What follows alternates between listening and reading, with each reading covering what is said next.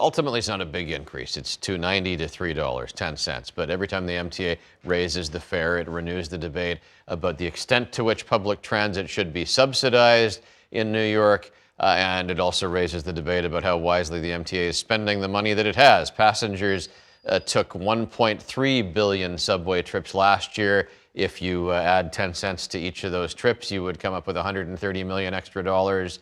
If you look at 440 million bus rides with 10 more cents, that would give you 44 million. I confess to that being very back of the envelope sort of math there. MTA Chair and CEO Janno Lieber is with us this morning to talk about the many transit things that happened for the new year. Good morning. Good morning. Happy New Year. If my numbers are roughly correct, you got $170 million more dollars to spend this year. Yeah, and we obviously are, 70% of the MTA's budget goes to pay the workers. And so there are negotiated so pay raises already? We're doing 2% per annum increases every year steadily.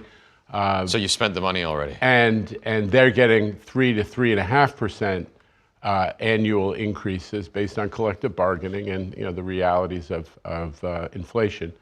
So we're already behind when you do 2% a year. Here's the bottom line. The MTA is, we have in the last 10 years raised the fare by 9%, the base fare.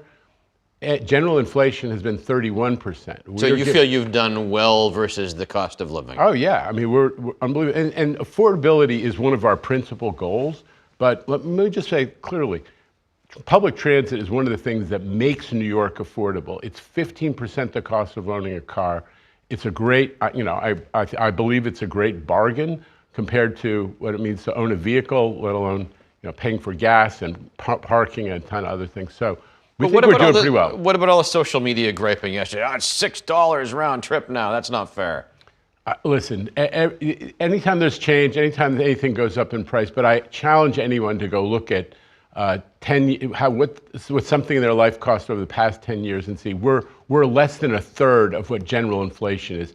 Everything has gone up in price. I got to pay the workers, and we've made service a lot better. We're rebuilding the system.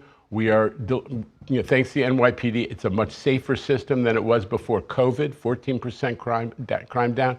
This is a good product, and we're going to continue to make it better. I want to deliver more service, by the way, Pat. We've been delivering more service. And I think that's a lot of people would be happier with that than saving 10 cents on the fare if you were able to provide either more reliable or more frequent service. And the other thing I would say is that now with the transition to full tap and ride, you got the opportunity. People don't have to walk up to a MetroCard vending machine and calculate in their head, how often am I going to ride? You ride after your 12th ride within any week, you automatically get a weekly. It's much fairer than forcing people to do all that calculation and only giving the discounts to people who have money in their pocket. So we're thrilled about where we are in terms of affordability. We're going to keep pushing. Mamdani administration now in office. He made it very clear that he wanted a free bus program. You and others said it's not that simple. Are there conversations underway with the Mamdani team, or is that something more that goes through the governor's office? Yeah, we're going to get to that discussion in due course. Obviously the legislative session's going to start next week, and I'm sure that issues of transit affordability are going to be on the table. I've made it very clear I'm interested in transit affordability across all of the modes, not just bus, but subway, railroads, and so on. So we're going to have that discussion. But let me tell you, we were together with the governor and the mayor yesterday celebrating the incredible success of congestion pricing on its 1-year anniversary. And I said it then, and I'll say it again, it's great to have a truly pro-transit mayor in office, and we're going to work with him. It's been 1 year since congestion pricing took effect.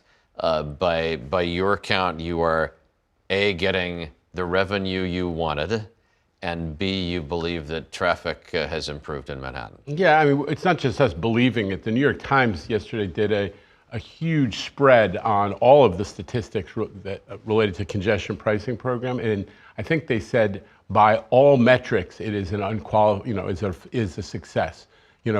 Traffic is down, speeds, especially of buses, and are up. People are saving 50% of the time to get through the Holland Tunnel, 25% time savings in the Lincoln Tunnel. Cross streets, many of the key cross streets are moving much faster.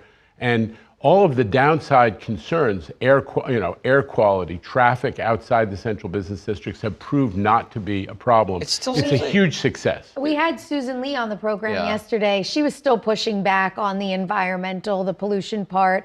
And she seemed really stuck on, like, she is not going to give up on this, going back to court at the end of the month about it. Listen, Jamie, no secret, we've been, sued in all kinds of courts, and we've won every time. I'm confident that it's going to stand up in court. But people are entitled to their own opinions. They're not entitled to their own facts. Look at the Times report from yesterday, which goes through all the data, and the data is uniformly positive. Step back for a second. We were here a year ago. People were really concerned about all these bad things that was going to kill business, business in the center of Manhattan. It's definitely not been None of that has happened. doomsday. There are more people in the central business district than there were before. Broadway had its best year. I got to say that I talked before about having a pro-transit mayor. You know who's really pro-transit? Governor Hochul. She stuck it out. And her bet on the congestion pricing program and making sure that it's a success for New York and for our business community and for everybody has proved to be right. So why are there still those ridiculous moments of traffic in Midtown? Is it the Ubers are driving around in circles looking for their next ride? Listen, this is New York. There's still going to be moments of traffic. Reducing the number of vehicles by millions over the course of the year doesn't mean there'll never be a traffic moment, especially during the holiday season. But month after month, week after week, we've shown more, a 11, 12% reduction in traffic, and that has caused speeds to pick up dramatically, especially for people coming into the city. The drivers, who were some of the people with the loudest voices against it before, a lot of them have changed their minds, and they're saying, hey, I value my time. I'm saving a ton of time. This is valuable. Okay, I got a whole bunch of other beginning of the year topics here, one of which is this new policy as of this week on Metro North and Long Island Railroad that you can't play games with the conductor on whether you have a mobile ticket activated on your app. Yeah, I mean, Pat, you know this.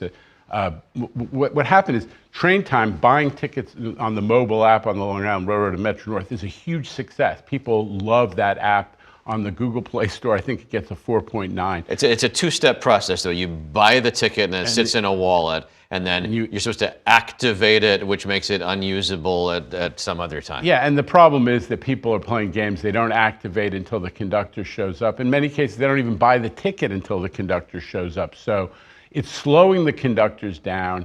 It's gaming the system. And if we're going to push back against fare evasion in the subway, I got to say the railroad commuters also have to, there has to be the end to this pattern of gaming the system.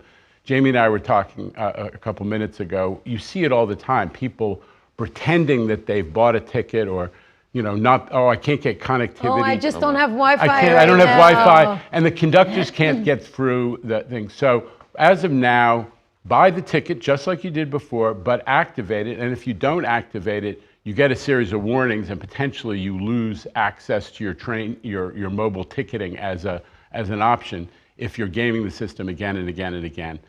So we got to do it. The railroad customers look around and they see people playing games, including people who just run away from the conductor, and they want to know that they're not the suckers because they're paying. We got to make it fair. Are you sad about the MetroCard? No, I think we're like all nostalgia. New Yorkers. Nostalgia is part of it. We, the MTA, put on a lot of celebrations. As Shanifa Riera, our chief customer officer, said, it's time for the MetroCard to retire, but we're going to do it with dignity. So we did a lot of fun stuff with promotions with Carvel and Zabar's and others. A lot of good stuff because the MetroCard has been great and it's an icon, as my son says. But mobile ticketing is, tap to ride is here. 95% of New Yorkers were already using it before this end of year deadline. And actually the last couple of days, it's 97%. People can still use their leftover Metro cards. Yeah. We're just not selling them anymore. Well, people are selling them on eBay. Well, and yeah, we but- took these out before because I was like, how much could I get for these? No one's going to miss the trying to figure out how, if you have 14 cents left in your MetroCard, how to get it off. Standing online, you know, with Tap to Ride, there's so many fewer people who are standing online to buy a card or work a vending machine that the whole system, even for those who are going to buy an Omni card or use that option as opposed to credit card or Google Play or Apple Pay, it's a better system for everybody. Okay, I want to go on the record with an idea before we wrap up here. Go for it. The Omni is a perfectly fine name. I don't mind it. Let the MetroCard fully get phased out, and then like a year or two from now, could we just call the Omni the MetroCard? Because I think MetroCard. You know, you're not the first person who said that to me, including some very senior people at the MTA. I will consider the Pat Kiernan initiative on that. Those are smart people who work for you. You should. Yeah. There's a lot of, as you can imagine, there's a lot of investment in the trade dress and the design and the Omni. Yeah, but you own the MetroCard stuff too. Yeah, all right. We're all over it. New York One rules. Okay. Thank you, Janno. Okay. Thanks for watching our YouTube channel. For more stories in your communities, click the subscribe button right here. You can also download our app or watch us on TV for the latest news and weather updates every 10 minutes and more. We'll see you then.